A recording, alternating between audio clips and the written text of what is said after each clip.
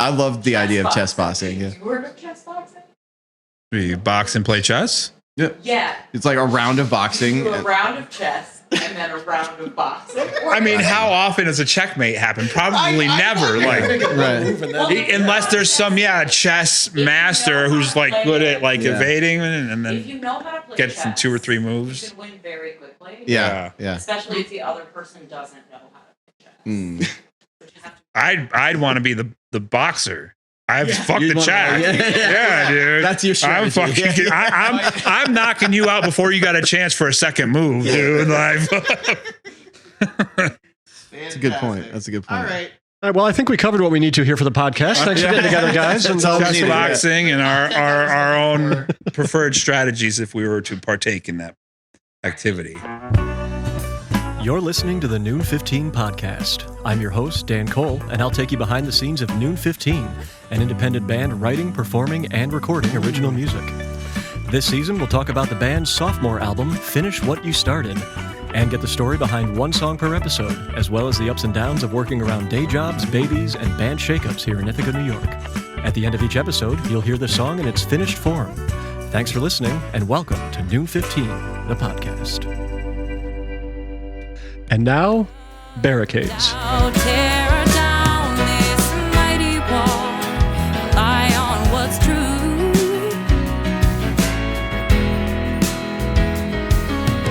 What now if I hear the call? Maybe you watch out for me, and I watch out for you. This one is a Samuel B. Lupowitz writing credit. And just right off the bat, man, you have a real knack for just writing something that sounds familiar. Oh, thank you. And I don't know, part of that is the whole Billy Joel thing at the beginning, and I mean that's a compliment.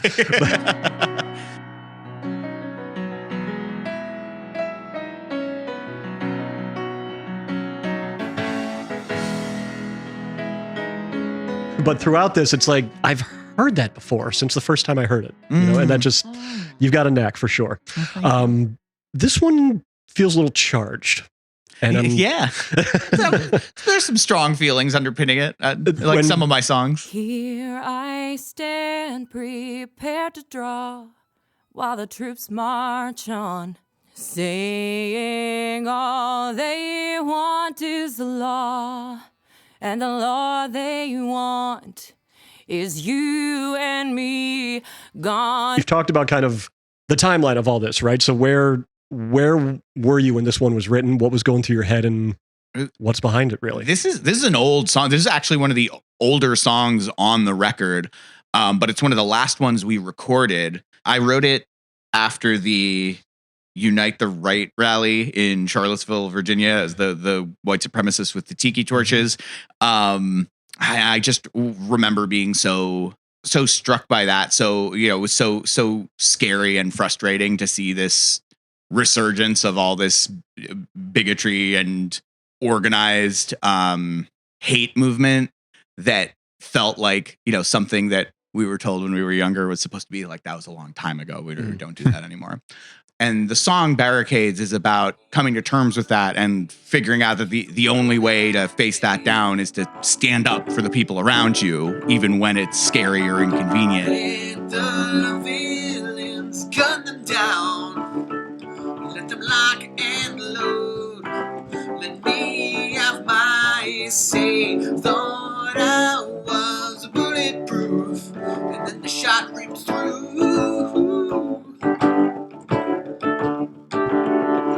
Here comes fire through the roof, and if you take this hit from me, I'll take the next for you.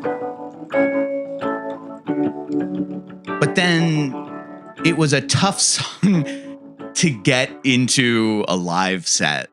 And we have other political songs, but like the Ticker Dinosaurs are really like big, high energy moments on a, and this one was a little more subdued.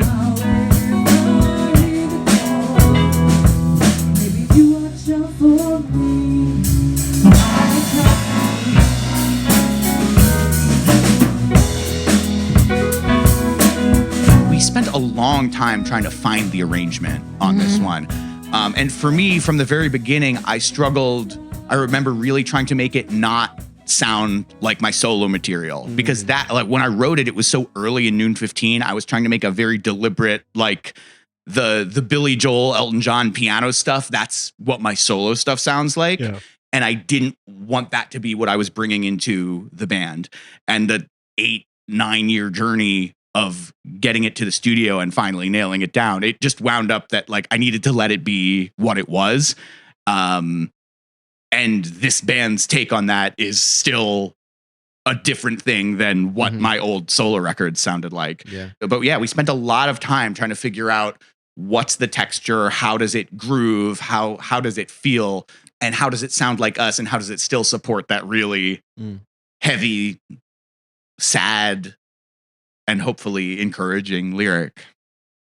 Kind of giving due to where Yeah. it came from, if you will. Yeah. Yeah, it's like it sounds to me like one of your musical theater songs too. Like, or it sounds like a Jason Robert Brown song. Yeah. And I think stylistically it is pretty different from the rest of the songs we do. Not all of them, but like it's a little more contemplative and art songy, I think, than a lot of the other songs we do. And I think that when Simon played it is when it really like kind of like clicked in. Yeah. Because he played it more like an arty. Yeah.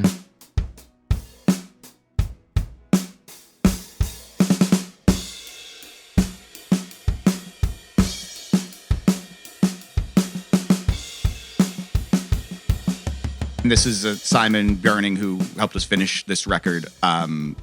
Drums with Joe and I in Pocket Bandits.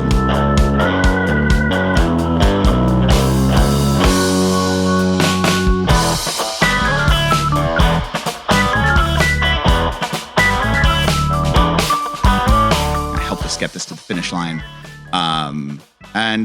He said to me recently that like this and Haunted Me too, like normally when he does session drums, he's not happy with his contribution, and that this is one of the proudest things that's he's great. like that. His proudest feelings of like studio work he's done was those two songs. So I hadn't heard cool. that. That's nice. He was crying when you were recording your vocal for Haunted Me. Oh yeah. Because he was like, it's just so good. It was so beautiful. So I will say, just to speak to I feel like I didn't understand the bass part until we were in the studio in Sunwood. Like that's literally how long it took for me. Yeah. Like like I remember a rehearsal just like in the thick fog of the last 8 years somewhere in there, where both Joe and I were like, we're just gonna like lay out on this run through. Like we just don't know how we want to play this song now, and it didn't come through. I think for me it took hearing the like actual live piano. I don't know why. For me, that's the thing that allowed the bass part to just like formulate in my head. But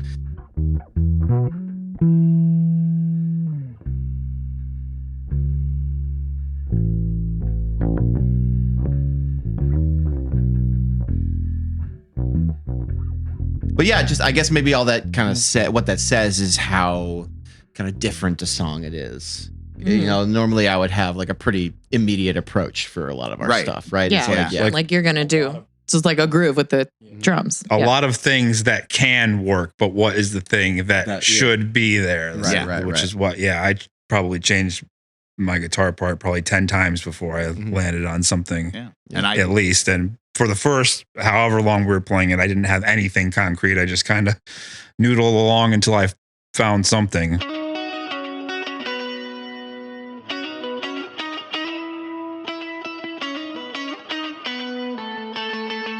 It took me a long time to figure out how to sing it, too. I only feel like I figured out how to sing it like the last year or so.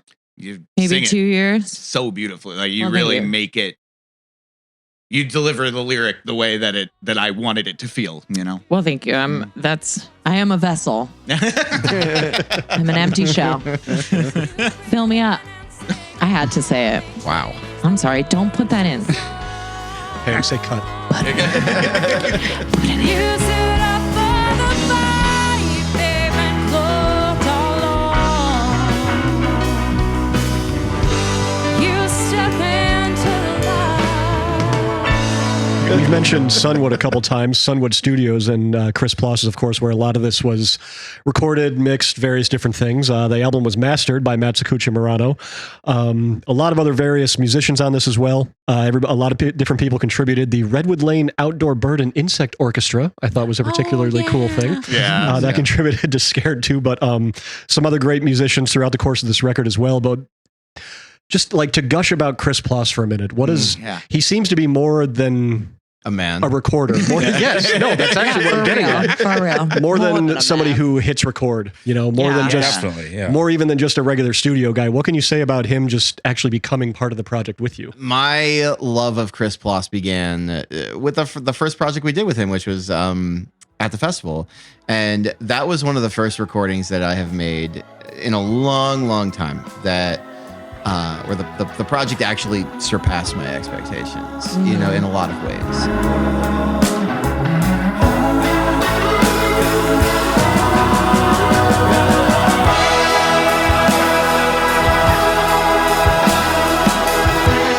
And so it was kind of surprising in that way. That added like this kind of magic to it for me. And I mean, what to say about like Chris's role in that? He's just so.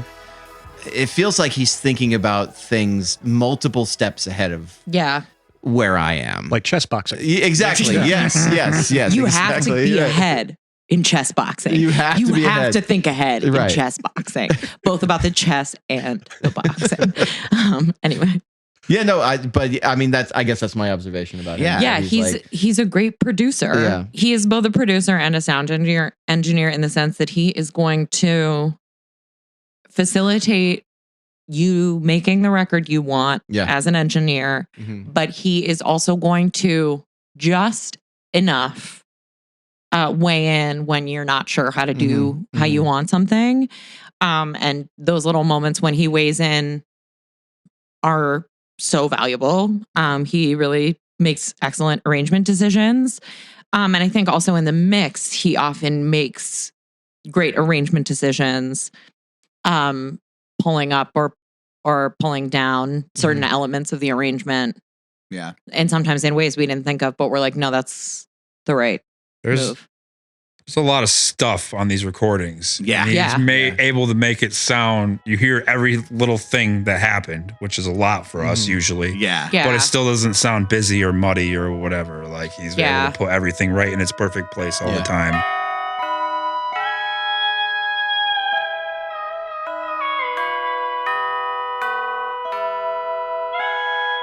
For me too, like especially getting towards the end of this, I think like Imposter we recorded at our home studio.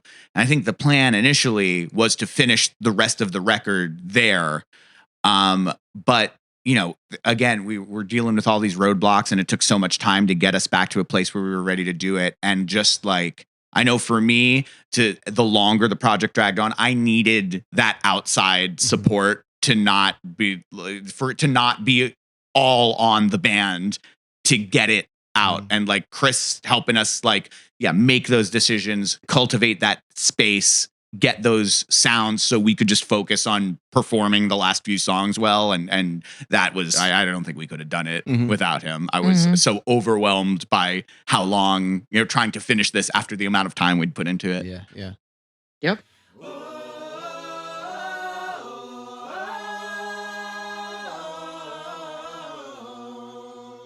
I think one other thing I'd like to gush about Chris Ploss, it's a little bit separate, but something that I love about what he does is that a lot of what you actually hear in the like finished mixes of his work is like a lot of those sounds and things were dialed in from the beginning. Yeah. And so there's some like I think that there's this idea of like recording music where it's like it's just really heavily reliant on like artifice and technology and fixing it in post, right, so to speak, right? And so something that I find really exciting about working with Chris is that it feels like he's kind of like reattaching it to like actually making sound in a room and like, no, like these are the sounds that you made, right? Yeah. Like he will manipulate it, he will tweak it, he will mix, he will do what he has to, but at the same time it does really, you really can kind of hear it from start to finish. And it's a magical experience. Yeah. He told me recently that he's getting to the point where he wants to have to mix as little as possible.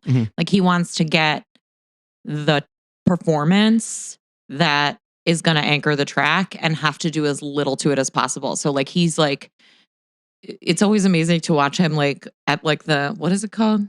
The patch bay? Patch bay. The beepy boopy. The beepy boops. The beepy boopy. Yeah, when he's twisty, beeping and booping. Is it technical and term? twisting and turning.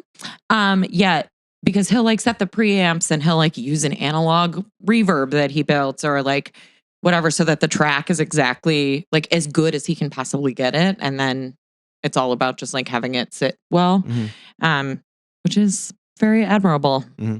Yeah. And I mean, since we worked with him on At the Festival, you made your solo album with him at Sunwood, and Mandy made your solo album with him, and that's like we've just come to really trust him for whatever we're bringing in. It's there. true.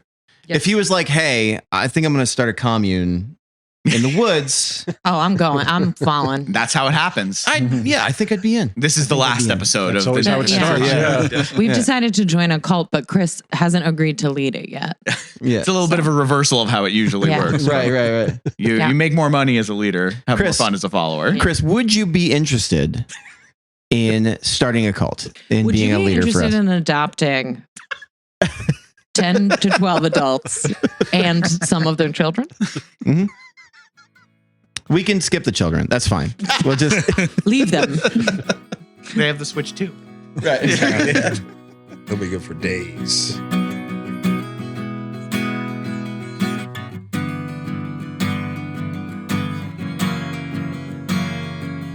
Getting that piano part, I tried it on so many. It was going to be a clavinet with a delay. It was going to sound like a harpsichord, like an old folk thing. I tried it so many sounds, and then I was telling Chris before we went into the studio, like I'm trying to make it like it's like an Elton John piano thing, but I don't want it to sound like that. And maybe he's like, let's just try to mic the piano a different way and see what we can do with it then.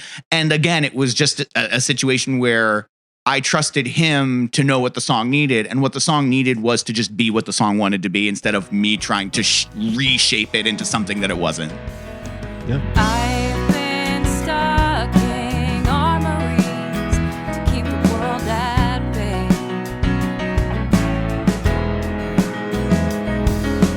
Let the villains gun them down. Let them Another pair of ears sometimes makes all the difference. Oh yeah. The solo albums that we've mentioned that everyone has put out, Mandy put out Balance of the Trade. Yep. Sam had No Man is an Island. Joe had Conundrum.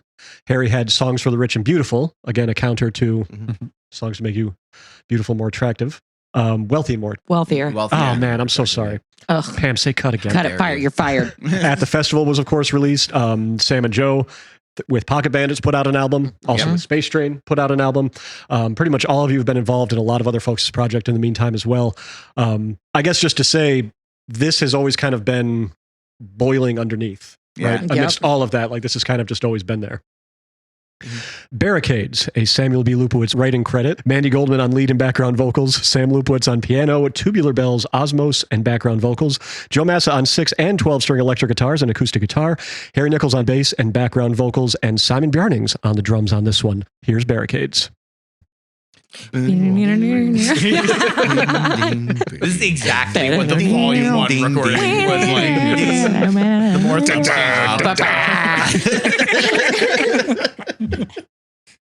You were like, we were all just ignoring you. I had no idea what you just said. Shut up. Shut up. We're making I didn't music. even know that he spoke.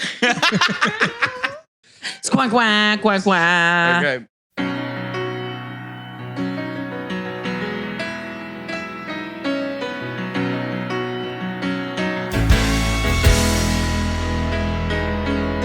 I've been building barricades to keep the outside out.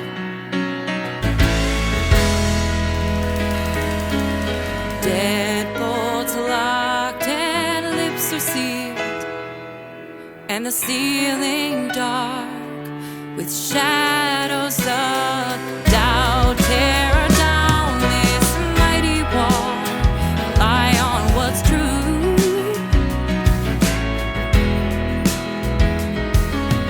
What now if I hear the call? Maybe you watch out for me, and I watch out for you.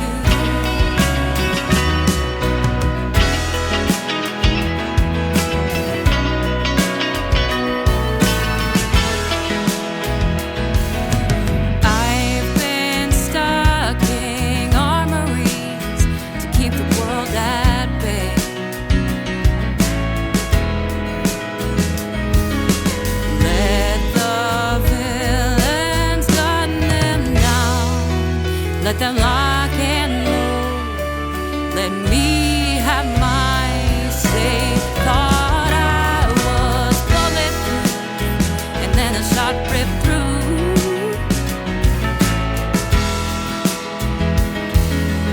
Here comes fire through the roof, and if you take this hit for me, I'll take the next for you.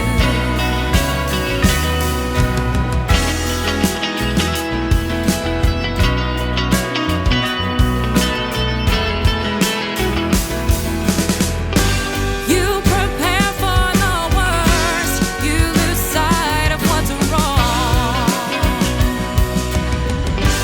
You breathe deep and sing out, they change the words to the song. You stood up for the fight, they've been cloaked all along. You step into the light. Here I stand, prepared to draw, while the troops march on. Saying all they want is the law, and the law they want is you and me. Gone, who knew we'd end up here? I didn't have a clue.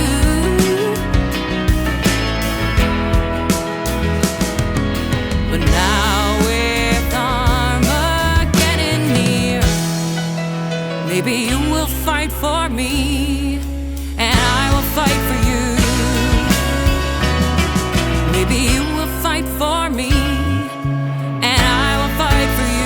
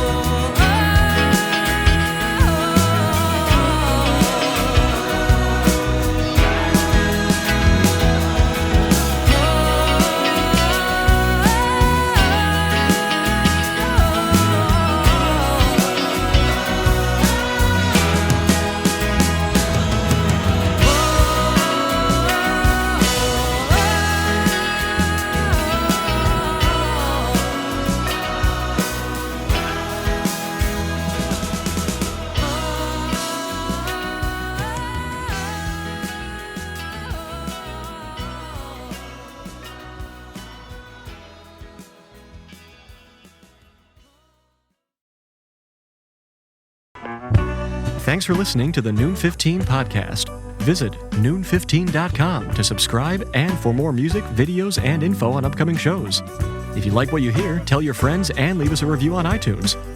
Tune in next time for another trip behind the scenes with Noon 15.